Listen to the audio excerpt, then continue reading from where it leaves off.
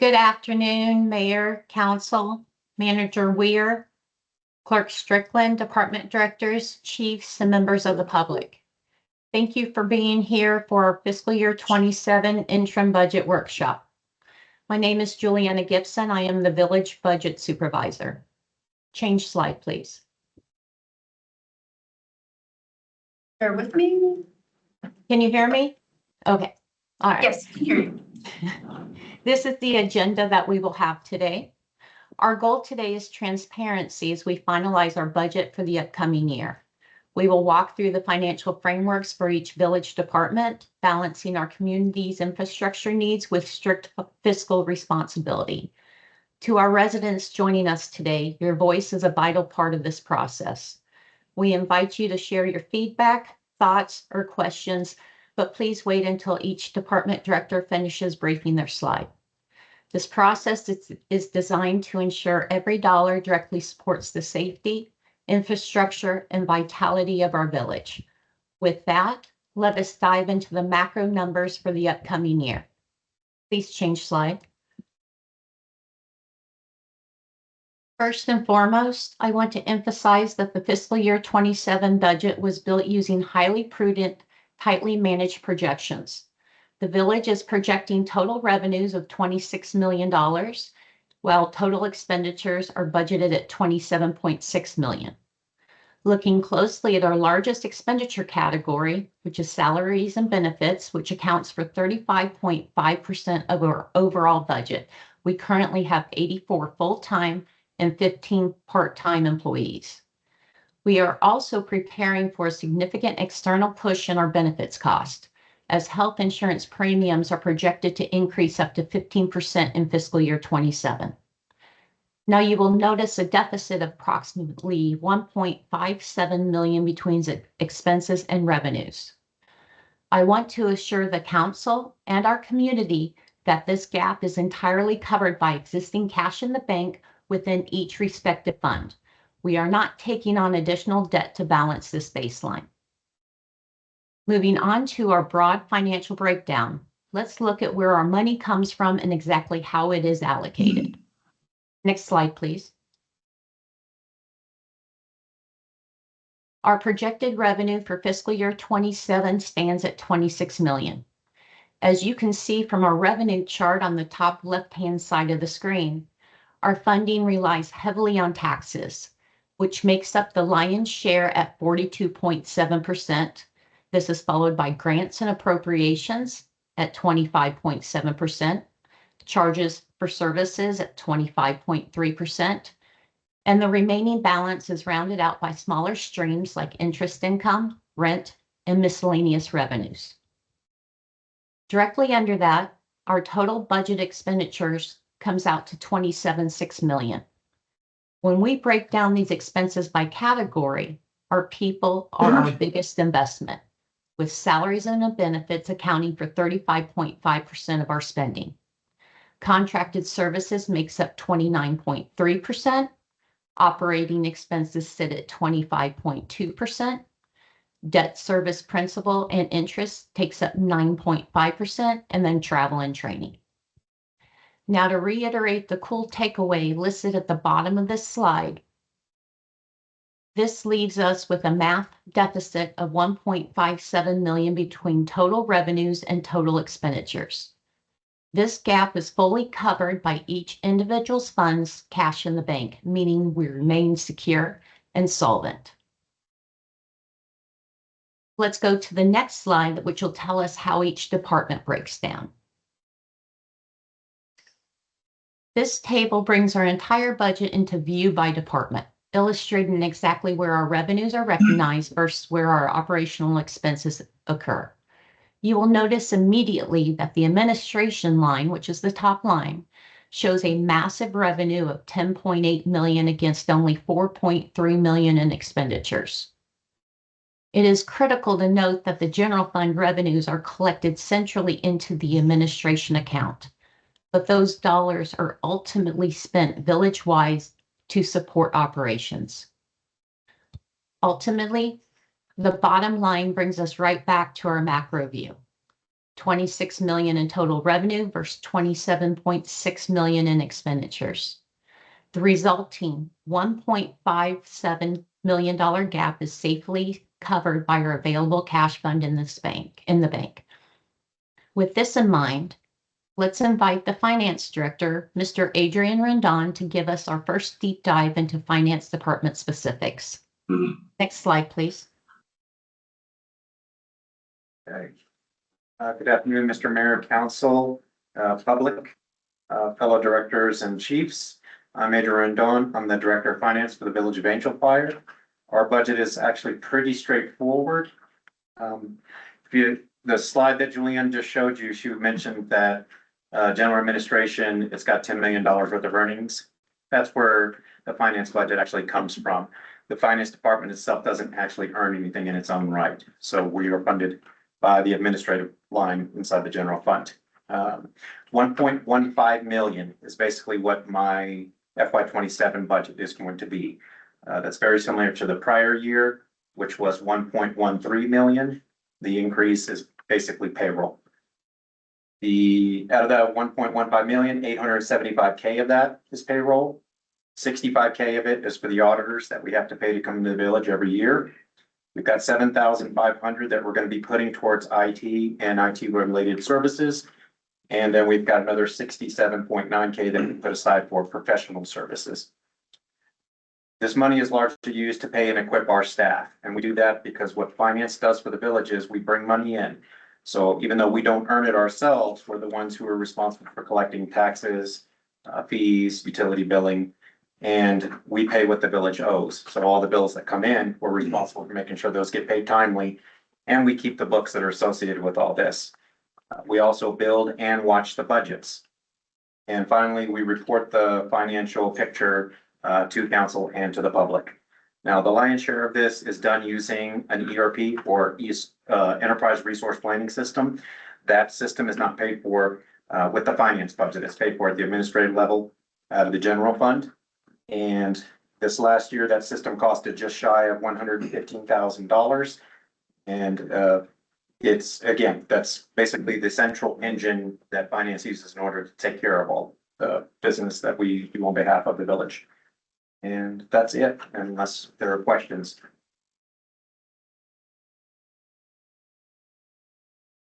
Well, thank you, Mr. Rendon. Now, Mr. Kurt Epler will now provide us an overview of Public Works.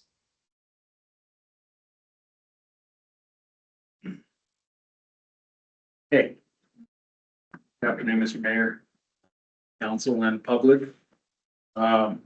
Basically what you see for all of Public Works departments, which includes two enterprise funds. Point out that joint utility enterprise funds, revenue and expenditures are very closely matched. The expectation is for earnings to support operations. Underneath the general fund, we have the departments of Public Works, Maintenance, and Streets Department. You can see the funding from the general fund is collectively $2.2 million. The other enterprise fund is the Solid Waste Enterprise Fund. You see revenues are expected to exceed expenditures. Utility improvement funds, water rights funds, and that's what you have before you. As far as individual projects by department, joint utility or water department has various, comparatively speaking, what we would call smaller projects compared to what had been done in years past. Just to name a few is rehab and rehabilitation on PRB stations, some SCADA components in the sewer system, and lift stations, and then some plan and design for an addition of a mainline PRB that's critical to the base area water system. Under general fund, there are no significant projects associated with streets or maintenance. Streets will be focusing primarily on road maintenance with no significant projects at all. A Solid Waste Enterprise Fund. There's a recent large capital purchase of a new Packer truck that will potentially fall within this fiscal year. And some remodel work on the solid waste transfer facility and the recycling center on Halo Pines. Stand for any questions. I have a question on the recycling center. It's not so much budget related, but I'm seeing the fences removed and there's obviously work going on over there. I know that you and I and Chief Hogart, we talked about cameras over there for that recycling center, because we could mount them on his building. Is that anywhere in the current work still with the fences and things being moved, or is that still in planning phase? It's still in the planning phase. Okay. I will say that the work that is done up to this point, we were able to get some work done this fiscal year to be put out of budget, was the relocation of the fence and the addition of one gate. What we'll see happen in the next fiscal year is the adjustment to the curb for the new entrance, doing a entry curb and paving the entire footprint. And obviously the relocation of the security lights. Yep.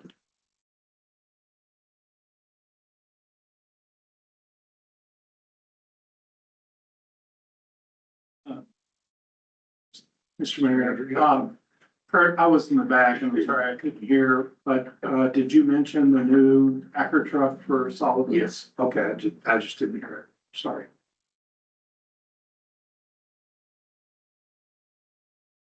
Anything else? No. Very good. I got another 40 minutes if y'all got any questions. Well, if there's no more questions for Mr. Epler, we'll move on over to Chief Vance, who will provide us an overview of the fire department.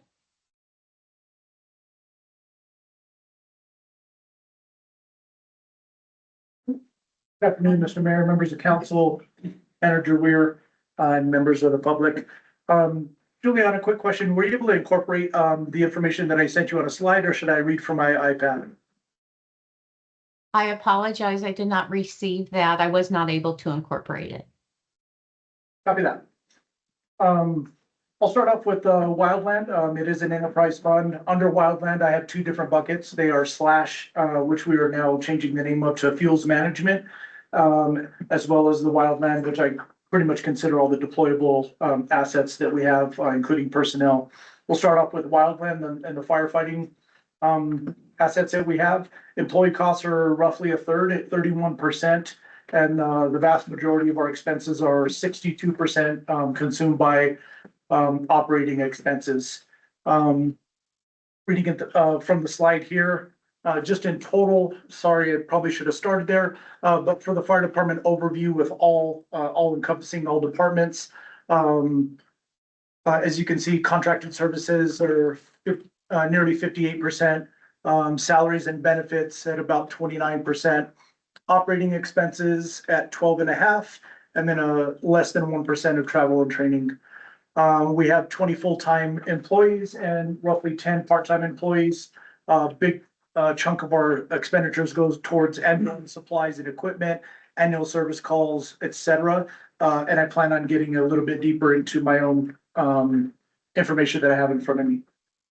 So continuing with Wildland Fire, as I stated, about 31% is for employee costs, and we make up a lot of our ability to perform labor with equipment. All of our vehicles that we have to perform service on, etc. That would include vehicle repairs, fuels and lubricants, PPE and safety equipment, field tools, chainsaws, that type of thing that allows us to do our thing. Some impact highlights for the Wildland Fire Department is we generated approximately $350,000 in wildland revenue last year. We expect that to go up this year. Our teams have already been deployed on several deployments. We're all caught up with billing, so moving along with that. Moving on to the fuels management, we've done a little bit of restructuring. Before we had some personnel on the fuels management side and some on the wildland side. We've essentially moved the majority of personnel all over to the wildland side. So fuels management, we've since split that cost. So each of our wildland employee does perform duties in both of those funds. And so a portion of their salaries come out of wildland and a portion of their salaries come out of fuels management. So roughly 32% is also employee cost there, and operating expenses at 60%, and kind of the same line items in descending order there: equipment repairs, fuels and lubrications, safety supplies, PPE, et cetera. Some impact highlights from the slash or fuels management section is we have removed over 1 million cubic feet of accumulated slash, and that was accumulated over by most accounts about 20 years. We've streamlined our slash processing and disposal of workflows. We've laid some gravel out and made it easier for people to access and kind of direct the traffic flow, et cetera. We've also strengthened the mitigation equipment and operational capabilities. All of these efforts will account for up to 5.5% of bonus ISO points that you can get for doing community risk reduction. And I think that will go really far when we have our ISO inspection in the fall. This also includes the slash ambassador and the community hazard mitigation outreach. Right now, the only full-time employee, mostly full-time employee that we have in fuels management is Andrew Archuleta. Continued improvements in community education and risk initiatives. We still have the partnership with the Cimarron Watershed Alliance and working on the perimeter and evacuation route thinning projects. Each of those are 10 million each. And fuels management ambassador slash ambassador, former Lindsay Reed's position. We plan on hiring a position to backfill that and continue those efforts. Fire protection fund is not as straightforward. We have kind of two buckets for the fire protection fund. One is the 209 budget that we have, and that's what we get from the fire marshals. We get a distribution of $539,780 per year from the fire marshal, and that has to be expended only on equipment. We can't use that towards personnel. And then on the other side of that, we have what's supplemented on the general fund side in the 110. So I'll start with the fire protection fund, the 209. Again, those revenues, just over $539,000. Year over year, we've had a carryover from fiscal year, 2023, 2024, 2025. We've accumulated about $800,000 in that fund. In addition to that, we have the $5.22 million appropriations from the governor and the state representatives. We're planning on spending the appropriations money first on the fire station build, and that will be backed up by the $800,000 that we have from fire protection funds built over, along with some general fund money to kind of satisfy that. So again, we have $5.2 million from the state, another $800,000 from fire protection fund built over, and the rest will be made up either by general fund. A couple of other grants, we're hoping another $600,000 will be submitted for in the fall to go towards the fire station build, and we're just kind of breaking the piggy bank to try to spend every cent we have to make that fire station happen. Any questions so far? Our operating expenses, for the most part, all those 209 funds, the state fire protection funds go towards operating expenses, and those are like building and facility maintenance, equipment and vehicle maintenance. That ladder truck is starting to get pretty long in the tooth. This is 2002. Every year it seems that those bills keep getting higher and higher to keep that vehicle maintained. Rocky just got word today that our submission for a FEMA grant for a replacement of that. We had that come down pretty hot and heavy. That's the SAFER Act that some members of this body sent to us. We hit the ground running. We were talking about maybe doing some slash equipment, and that got kicked to the side. So we had to quickly pivot and finish the grant out. We were able to submit it successfully. So we applied for $1.9 million, $1.9 million for a replacement ladder truck. So that's only our submission. We haven't been approved for that, just to make this body aware. Moving on to fire and EMS. This is what comes out of the general fund and monies that are focused towards that. We have most of our expenses, 29% are employee costs. And then a large amount of that is towards contracted services, which are dispatch services, professional consulting. We have to do all of our annual testing and so forth. Operating expenses at 24%. That's like utilities to keep the lights on, EMS supplies, equipment maintenance and repairs, fuel, insurance and fees, etc. Some of the impact highlights of that fund is we now have 4 personnel on duty daily, and that's a large step that we've made over the last 2 years, which points out the commitment that this body has made towards public safety. That allows us to have 100% ALS coverage. All of our full-time personnel have at least EMT basic, but most are EMT intermediate and EMT paramedic, and that goes a long way towards fire and EMS coverage.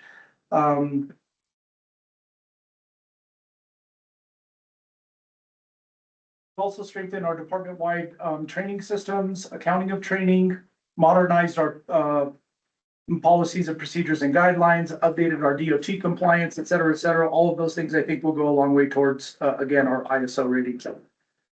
Also, just to mention, we did add 2 fire inspectors to be certified and updated our business and inspection program. I realize that all those are specifically directed at finance, but I think it gives a good global picture of what we're doing in the fire department. Next one I'll talk about is the EMS fund. This is another separate bucket that is typically just for grants. This past year, we received in the 206 fund, which is aimed at EMS equipment. We received $45,000 in the EMS fund distribution, and we also received $70,000 in EMS special projects. Most of the $45,000 went towards EMS supplies.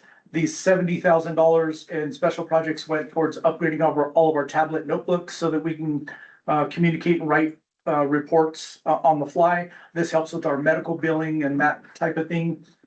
We did also increase our medical billing this year by about 45% over previous years. So I think that's noteworthy. We also purchased a new Life Pack 35, which is the latest and greatest. That's the one that we presented before this body and gave a quick demo on. We have another one, another grant for $70,000. I believe that's the amount. Don't forget that one. But we're asking for another 2 Life Pack 35. So hopefully every truck in the village will have it, or every rescue. Most of the other expenditures from that just have gone towards specific EMS specific operating costs and certification and training. That's a pretty quick down and dirty picture at fire department finances. I'll stand for any questions. Mr. Mayor, it's on the bottom left-hand table of the slides there, under general fund, it doesn't actually have an amount because it's a commingling of multiple revenue streams. But it is worth mentioning that in Chief Vance's department, that ambulance runs for this current fiscal year are currently they've earned $164,107 in revenue. Which by the way is a record for the village. And do we anticipate that number to go up this next fiscal year? Yeah, it's a great question. There is some talk within the legislature to increase a portion of Medicaid and Medicare, which is about 75% of our medical billing, to at least triple. So they're trying to increase those Medicare and Medicaid amounts that you can reimburse for to triple. So, you know, that you'd be taking 75% of our $169,000 and increasing that threefold. We don't know if that will pass. It didn't make it through the legislative session. And from what I understand, it'll be taken to the next legislative session. This also goes hand in hand with the DOT's position to try to move ambulance, because right now they're split. If you're a medical rescue, you belong to the Department of Health. If you are a ambulance service like we are, you're under the Department of Transportation. They're trying to reconsolidate those all back under the Department of Health again. And I think this is all part of that tie together. And from what I've heard, it looks pretty good for that happening, for us to fold back under the Department of Health and for those Medicaid, Medicare billings to go up. I have a question about Pine Needles. Obviously, you're newly moved over to the Slash department now, and you guys were managing those. Have you noticed that straining staffing levels at all, having all that extra material to deal with, or how has that impacted you? And then I should have asked Kurt, but have we noticed any reduction in tipping fees as a result of hauling through Pine Needles, or is it too small to really account in that budget? It was too small. I mean, in regards to solid waste, it was kind of just used as filler in the truck. Almost no weight to it whatsoever. The first part of that question, I guess, is I can say that we have seen a significant load and just, drive behind Fire Station 3 right now and you'll see that the majority of that pile that they have is pine needles. So I think it's very low fee, $5 for a cubic yard, for that because they are very difficult, now that we have the public audience, I just would like to put it out there that they do require special care. We can't really just pile them up with a lot of air in between. They have to continually go in and pick pine needles up, get a really, really hot fire burning and sprinkle them on. If you've ever done that at a campfire, you see that creates a lot of white smoke and bogs it down quite a bit. So there is a significant manpower increase on that. I think we're okay with what we have, but as time goes along and defensible space ordinance, participation increases over time, I can see that being the first area of strain for pine needles. But we haven't hit a choke point on staffing at that yet, where we're just unable to keep up with the materials so far. I'd love to lie to you and tell you yes, because I feel like we'll always need people, but I can't say that we've hit a choke point to where it's we can't do our jobs anymore. Thank you. And that's Yes, sir. two very dry winters. Yep, 100%. Yeah, so the drier they are, obviously the easier they are to burn, and so this is about as good as it's gonna get, but I do anticipate for future budget that we are gonna request for more personnel. And we have a couple of positions that aren't filled right now. We have the wildland engine boss that isn't filled right now. Yeah. And so that and Lindsay Reed's position, the slash ambassador, everybody's trying to pitch in and do some of the slash intake and so forth. So we're pretty thin at wildland right now, but hopefully we can get those positions filled. Mayor, council, I would just like to comment that even though there is extra work and we as or you as a body need to figure out how to fund that extra work. I would like to actually see the fee for pine needles go away to help promote Firewise community. I think it's a little counterintuitive, but it doesn't make sense for us to ask people to bring material to us so that we can be safer and then charge them for doing that. So that's a conversation that we're gonna have to have because it's in ordinance as it is now. But it will detract from our funding of in my opinion, it's something that's at least worth considering. I'll just tag team on that also and say the stumps is sort of along the same conversation, and those do require quite a bit of manpower. We have to dry those stumps out and usually over a full year, a full season, letting them sit out, shaken out in the sun for them to dry enough for us to be able to create a really large pile burn and then place that on top of the pile burn to get those to reduce. Otherwise, they're a lot to handle. And if you go over there again, we have a corner where we have quite a bit of stumps piled up, so. I would just agree with everything Manager Weir said. Seeing that fee go away for residents would make sense, provided it's not gonna get us back to another pile. I know there's also been the conversation of if we were going to adjust fees for residents and we had the capacity, it would be nice to give our non-residents but near neighbors the opportunity to participate in the slash program as well.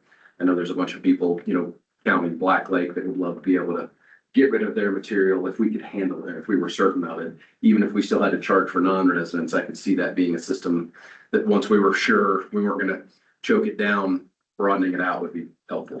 And these were known issues that we discussed in the fire adaptive committee and that we're carrying over to the Fire West committee. And I think there's a lot of room to be desired there. So we'll address those points. You have any questions? Thank you. All right, thank you, Chief Vance. Chief Hogriff will now provide us an overview of the police department.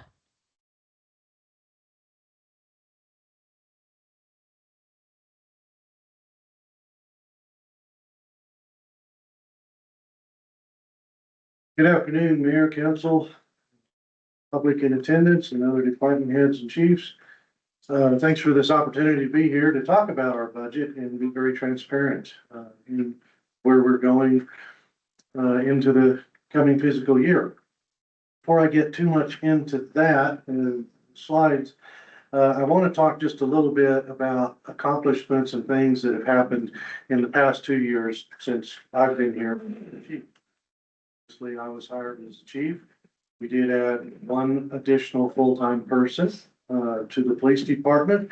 And up until just this month, we've been fully staffed and all are New Mexico certified in compliance with the New Mexico Law Enforcement Academy credentials. An initiative that started by the prior chief was to upgrade the firearms and handguns, which we collectively have done that, and to include optics, state-of-the-art optics for those weaponry. Code enforcement was moved over under the police department. We have a new code enforcement that will be starting next week. We have had turnover in that position, too, just since I've been here. But diligently worked to identify violations of permits, business licensing, signs, etc., and the initiative to get house numbers displayed properly throughout the village. And this just helps first responders, all of us, to be able to find an address, essentially. So I'm pretty proud of that, and we got the overwhelming majority of that accomplished. We've experienced improved cooperation with other jurisdictions, partnered with them, and also with our local chaplains. They received training in victims advocacy, which is something we hadn't had prior. And it gives us the ability, as an example, at the scene of a domestic violence incident, where the person needs assistance in filling out or filing for an order of protection, a temporary protection order, as they're commonly known. Our chaplains are now trained to assist the victims with that. We also took that the next step with the court system and no longer have to travel all the way to Raton to file the paper documents, that we have it set up so those can be filed electronically right out of our office. So that has streamlined that considerably. We replaced 2 of the police units that were aging out with fully equipped Chevrolet Tahoe police units. We replaced our analog radio system with a more state-of-the-art digital communications, and those radios are both the handhelds like what I'm carrying and mobile units that are in our police vehicles that are 60 watt. Also, and still any further, but that repeater system that the police department is utilizing has 2 channels, and so Public Works for the first time actually has a repeater system where they can talk to each other and to their units when we share that repeater system. We did purchase flock cameras for detection of stolen vehicles, wanted persons, vehicles that are put on a hot list that pass that designated location or camera location. Ours do not have facial recognition like you have in airports or certain other places. They do not track persons, only publicly displayed license plates.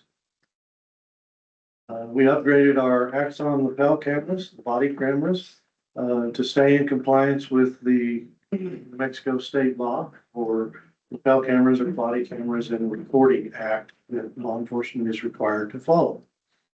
In addition to that, we also purchased Axon dash cameras for all the police units. So we have the dash cameras that synchronize with our body cameras to give a more broad view of the scene, whereas the body camera is more up close and personal.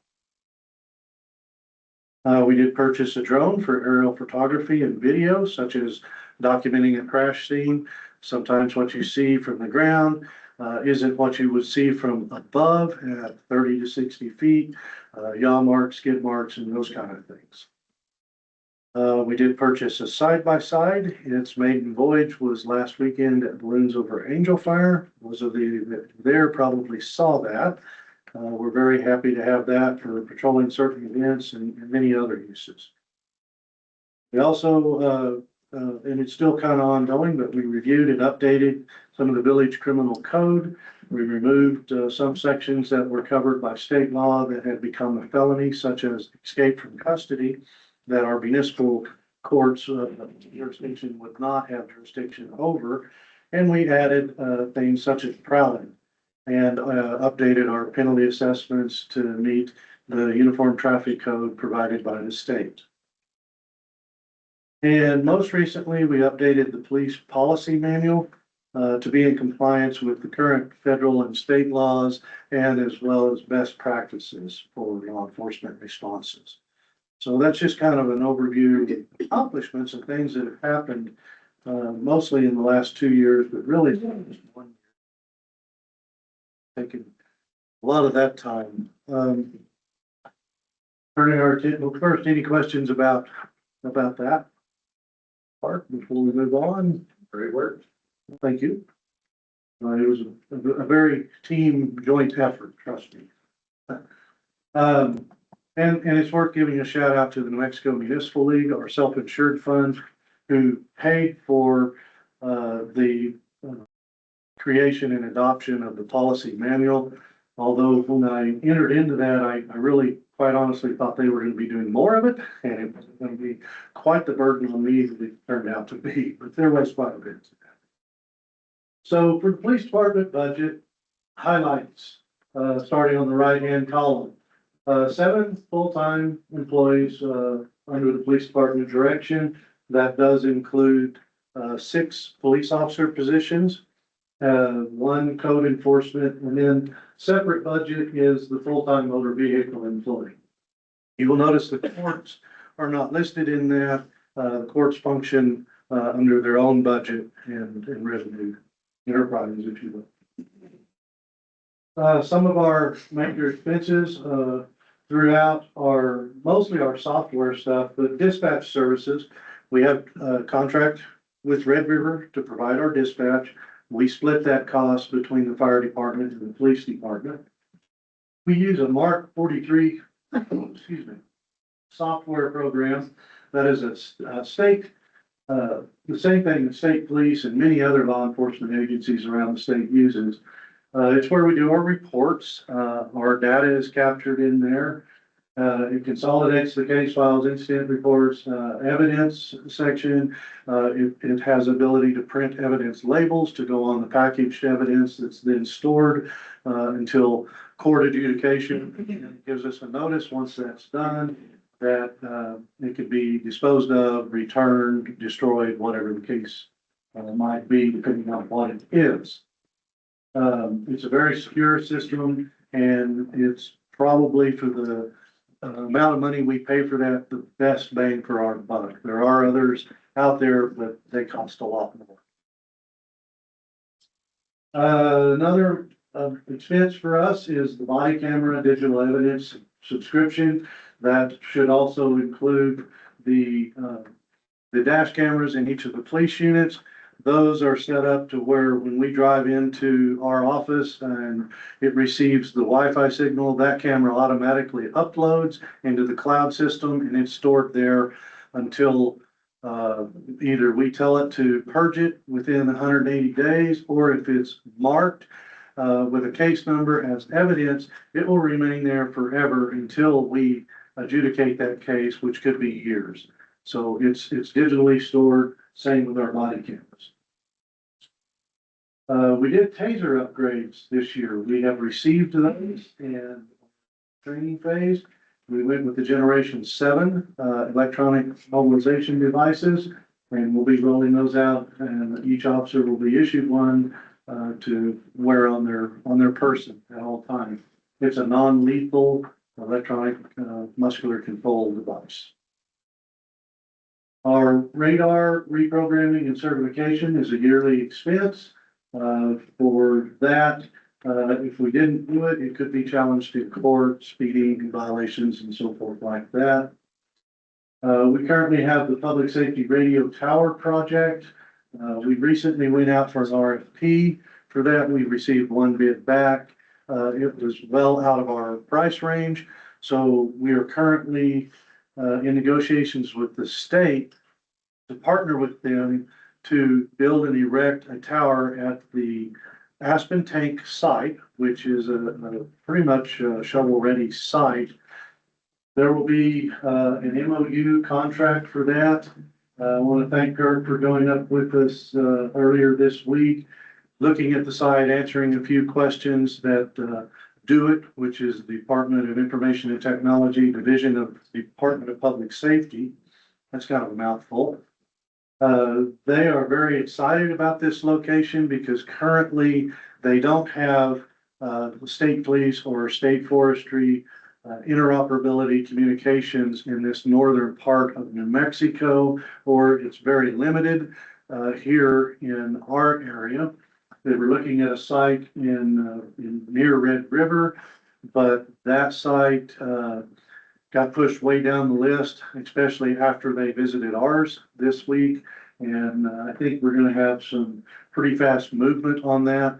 They're gonna pay for the tower, the generator, the fuel for the generator, yearly maintenance visits to that site. They're gonna provide a state-of-the-art building to house all the equipment, to include our equipment. Essentially, our portion or partnership of that is going to be, we provide the land and allow them to use it. Much more needs to be discussed about that, and ultimately it will need to be brought to the governing body for more discussion and review and hopefully approval. I will say I'm very excited about this. I think it's going to be a win-win for the state communications system as well as our local communication. And by local, I mean not only just the police department, fire department, public works here, it would also extend for Moreno Valley, state forestry, and the U.S. Forest Service and other law enforcement needs up there. Everything we have in place up there is exactly what they need as far as the electrical, the Wi-Fi, and the location. So pretty happy that this is being talked about, and I should have more information on that in the coming weeks. At our police department, we have a generator project. Throughout the village, as everyone is aware, we occasionally have brownouts or power disruptions. Our office is not exempt from that, and it can be devastating or damaging to our computer system, our backups, our cloud storage. If we're downloading something and we have that glitch, we have lost certain data and had to recreate it or work to get it recovered. So an automatic generator, we've got the quote and money earmarked for that in this coming budget. It's going to be an automatic transfer. We've selected the location. It's going to run off of propane, and I'm pretty excited to get that. And I know Manager Weir, we've had these discussions in our department head meetings. Eventually, we would all like to have all the village buildings with some kind of backup power that's a good, clean power that won't damage sensitive electronics. The other thing is it would also run, to your question earlier about the camera systems at the dumpster location, it would be able to run everything for that once we get that installed and that improvement done. So we kind of expect it larger than just our building. And to mention the motor vehicle division office, that is not a drain on the budget per se, but it is a service that I certainly hope this governing body desires to continue.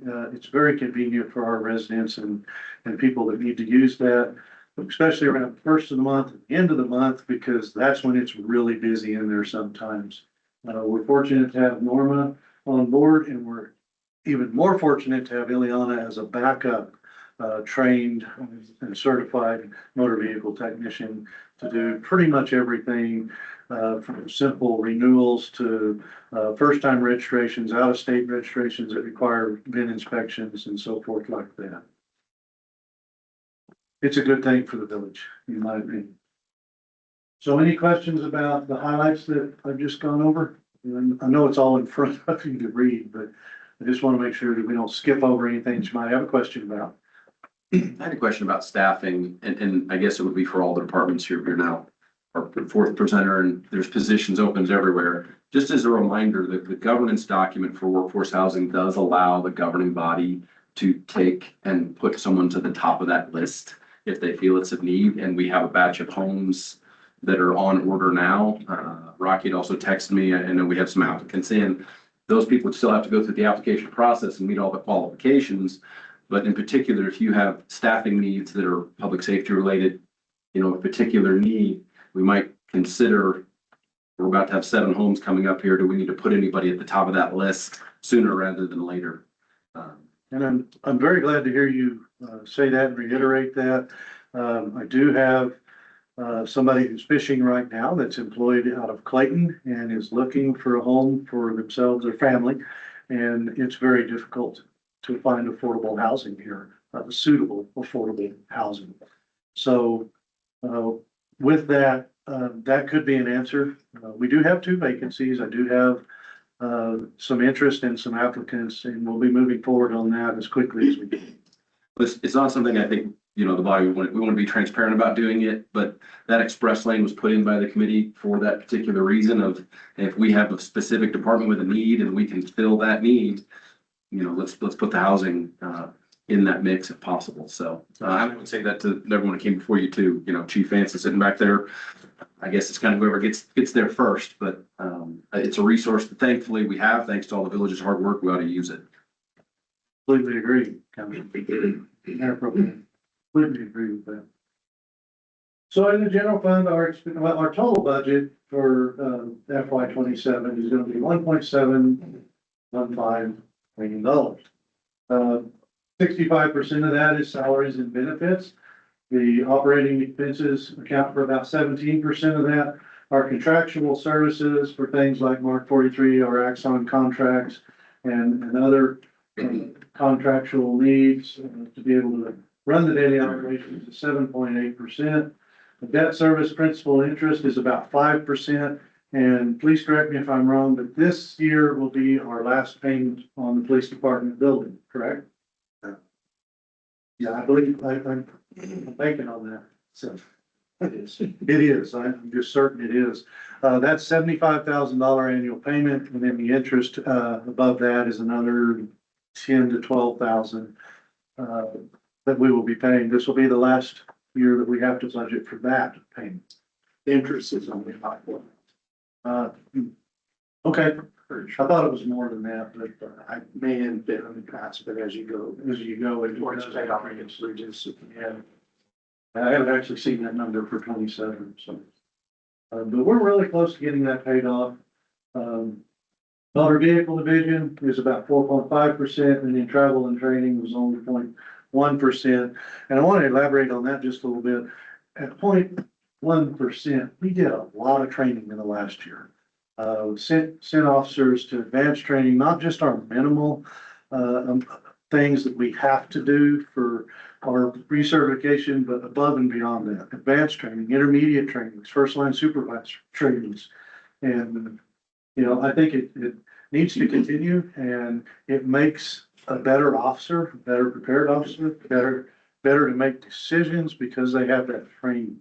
And as you know, in the liability world, the 2 places that fail local governments or police or public safety the most are quite often lack of supervision and lack of training. And I think we've fulfilled both of those very well. So with that, with our corrections fund, our expenditures are going to be budgeted at $1,000 for the year. Bring back the point that we do have a contract with Colfax County with the Villa Maldonado Detention Center. That's our primary. But with our contract now with Taos County, if we have a new case that we file it into the magistrate court in Springer, even though we're in Colfax County and not Taos County, our agreement with Taos County is when it's available, they will accept that prisoner, and it costs the village of Angel Fire nothing. They will bill that on the state billing cycle, and the billing will go to the county of Colfax and not the village of Angel Fire. What we would absorb a cost on would be when we have, let's use an example of a shoplifting person or somebody who gets arrested for a petty misdemeanor that would fit the jurisdiction of the municipal court here in Angel Fire. And let's say Vihil Maldonado is full or lacking staffing and they refuse or decline is probably a better word to accept a new intake and Taos does, then we would get a bill for that because it's within the village and not a state charge. It's a local municipal charge. So, pretty happy about that. And I need to mention, Taos County didn't have to do that for us, but they did, and, I'm very grateful. With that, if you look at the revenues for, the police department and intakes, we only generate about 234,000, 235,000 a year.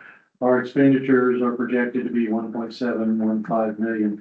It's unfortunate, but, public safety isn't an enterprise fund, as we all know, and it does cost money to have that. So, with that, I don't think there's anything else that I didn't cover, but if there are any questions, I'll try to answer them or get back to you with an answer.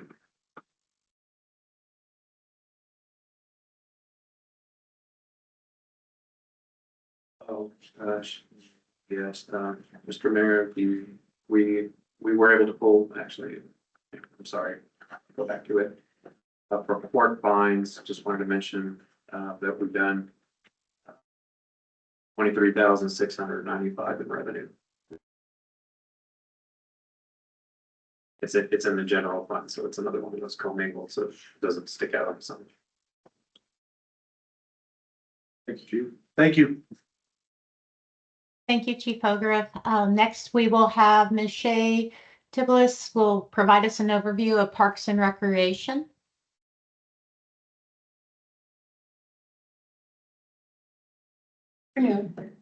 Mine's pretty straightforward and simple.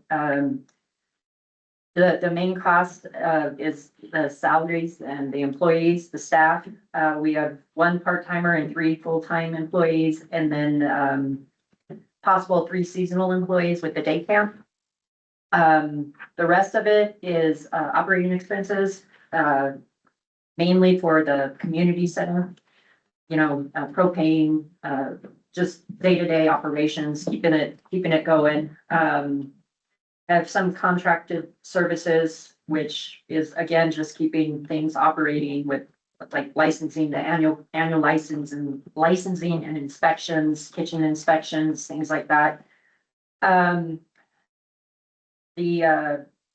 general fund for the Parks and Recreation, again, that's the Allen Fields and Trails, and pretty much again, just keeping that functioning, prairie dog mitigation, porta potties, supplies for the fields.